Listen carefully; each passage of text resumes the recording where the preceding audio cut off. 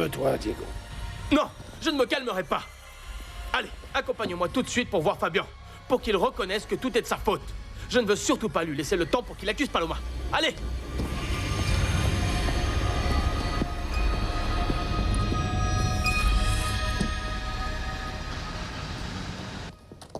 Monsieur Sanchez-Sombrano, vous étiez tout à fait conscient que votre entreprise commettait un délit très grave en simulant de fausses exportations de ce genre. Non, monsieur. Non. Comme vous pouvez le voir à travers ces documents, il est bien spécifié qu'à cette époque, ce n'était pas moi qui dirigeais l'entreprise. J'avais dû quitter le pays pour pouvoir m'occuper de l'installation d'une entreprise de torréfaction aux États-Unis. À ce moment-là, les affaires générales et les transactions vers l'étranger étaient toutes dirigées par deux autres personnes. Voici le contrat où est indiqué le nom de la personne qui était en charge de la Cafetalero. Et aussi son assistante pour pouvoir me remplacer. Et ici, là, ce sont les signatures de ces deux mêmes personnes. Et si vous regardez bien, ce sont les mêmes qui apparaissent également sur les diverses lettres d'embarquement. Diego Sanchez-Sombrano et Elena Olivares. C'est bien ça, exactement. Ce sont eux qui étaient au courant des soi-disant chargements. Que l'on convoque ici même pour venir témoigner Monsieur Diego Sanchez-Sombrano, ainsi que Mademoiselle Elena Olivares. Ils devront venir comparaître devant ce tribunal dans un délai maximum de 72 heures.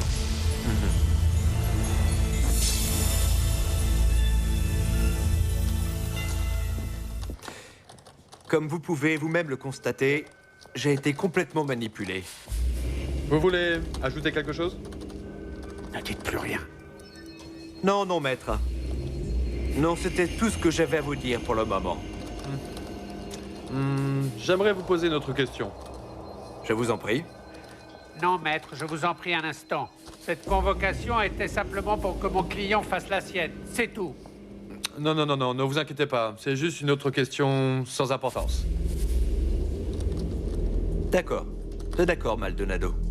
Moi, je n'ai rien à cacher. Voilà. Vous m'avez dit que vous n'aviez pas connaissance de ces exportations illicites. Non. Absolument pas.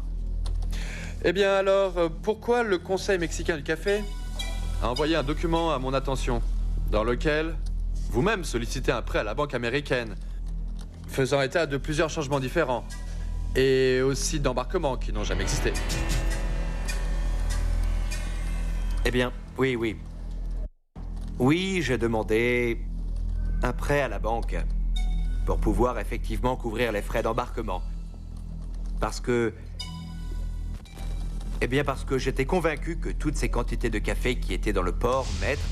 Enfin, je vous le répète, j'ai été bien trop naïf dans cette histoire. Quelqu'un, d'une façon ou d'une autre, a falsifié les chiffres dans l'entrepôt.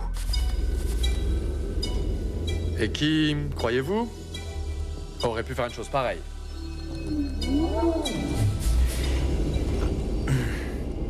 Rafael Pérez. Car lui, il travaillait comme agent en douane et comme avocat dans mon entreprise.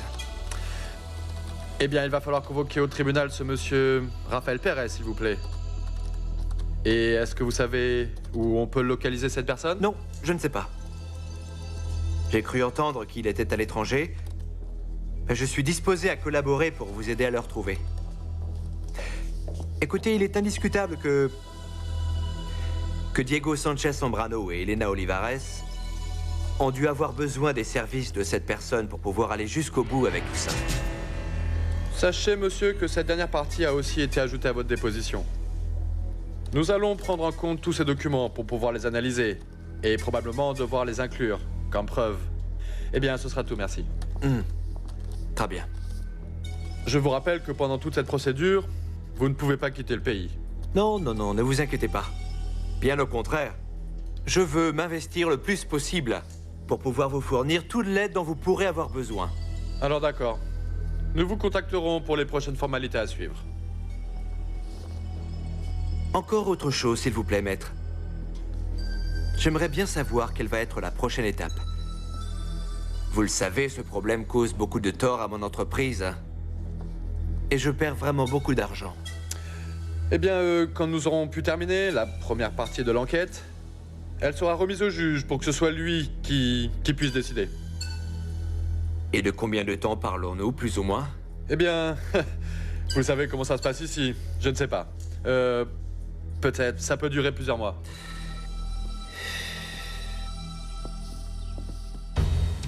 Écoute, ça fait longtemps. Pourquoi il ne t'appelle pas? Ma chérie, je ne veux pas t'inquiéter, mais j'ai l'impression que le problème est grave. Ton cousin Fabian n'y va jamais de main morte, tu le sais bien. Celui-là, il faudrait le fusiller et sa petite maman avec. Personne n'a appelé Daniela. Ni Georges, ni Diego, ni Jean-Francisco? Non, non, personne. Ah, eh bien ça c'est le comble alors. Tout le monde disparaît, je ne sais rien du tout. Personne ne veut rien me dire de ce qui se passe. Tu veux bien appeler Georges, s'il te plaît? Mais je crois qu'il n'est pas dans son bureau. Ah, mais comment tu sais ça? Eh bien, grand-mère, parce que j'ai essayé de le joindre pour savoir s'il avait des nouvelles de Diego et ils m'ont dit qu'il était parti au tribunal pour accompagner Fabian. Ah, alors ça y est, Fabian est à Mexico. Parfait. Maintenant qu'on est tous en ville, on va pouvoir avoir une discussion avec toute la famille. Je te charge de les convoquer ici ce soir même. Tous. Je veux les voir tous. Occupez-vous bien du petit. J'ai l'impression que ce soir, la famille Sanchez-Sobrano va en prendre un coup. Oui.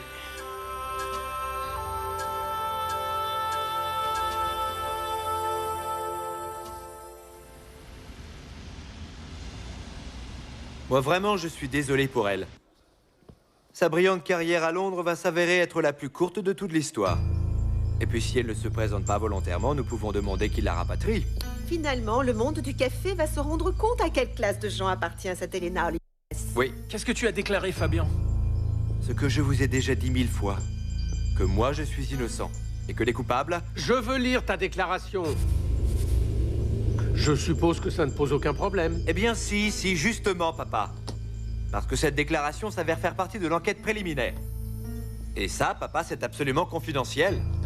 Mais non de non! Je ne comprends pas pourquoi tu veux la lire. En fait, non. Je ne comprends pas du tout ton attitude, Jean-Francisco. Fabian essaie tout simplement de nous sortir de cette situation. Et c'est tout ce qui devrait compter pour nous tous. Et c'est justement pour ça que je veux la lire. Mais pourquoi tu ne dis pas clairement que tu es inquiet pour ton cher Diego? Car laisse-moi te dire les choses telles qu'elles sont, Jean-Francisco. Diego l'a bien cherché. Alors maintenant, eh bien, qu'il paye les conséquences. Exactement. Tenez, justement. Voilà enfin l'imbécile qui nous a mis tous dans cette situation. Ne fais pas ton malin, Fabian! Alors là, tu n'as vraiment pas honte du tout, Diego. Tu viens de détruire mon entreprise, notre entreprise, et tu as encore le culot de venir jouer le pauvre petit indigné. Tu vas devoir nous sortir de là, tu vas nous aider à sortir de ce pétrin. Toi et ton espèce de petite saisonnière, vous nous avez mis là. Je vais te tuer, sale crétin! Tu entends? Diego! Lâchez-moi! Je vais te tuer, sale crétin! Calme-toi! Lâchez-moi, bon sang! Lâchez-moi! Je vais te faire envoyer en prison, Diego. Toi et ta maudite petite saisonnière, vous allez pourrir en prison, tu m'entends? Tu m'entends? Non, Diego! Admets-le, crétin! Admets un peu que tu nous as tendu un piège! Qui t'a aidé? Hein? Toi, Bernardo? Allez. Ça suffit, Diego. Nous allons essayer de...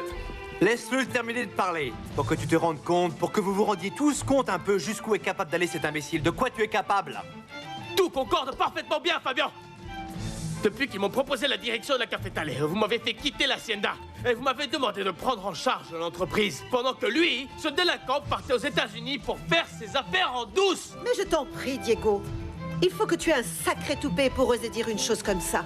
Écoutez un peu qui a parlé. Notre parfaite petite tante Angela. Comment tu as participé, toi, ma tante? Écoute, il faut mieux que tu partes, Diego. Ça ne sert à rien de continuer comme ça. Laisse-moi terminer, mon oncle. Quand je suis arrivé ici, je ne comprenais rien du tout aux exportations. Et je vous ai prévenu. Mais toi, tu m'as immédiatement proposé un bras droit. Tu m'as dit que je n'aurais pas à m'occuper ni à faire aucune démarche d'exportation. Et que ton complice, Raphaël Pérez, allait se charger de tout. Et bien sûr qu'il s'en est chargé. Et il l'a fait. Très bien, même. Lui, il préparait les fraudes. Et moi, je n'avais qu'à les signer. Les uns après les autres, tous les documents d'embarquement falsifiés. Tout ce dont tu avais besoin pour pouvoir prendre de l'argent à la banque américaine. Jour après jour. Combien de sacs de café il y avait? Combien? Tu n'as vraiment pas honte, Diego.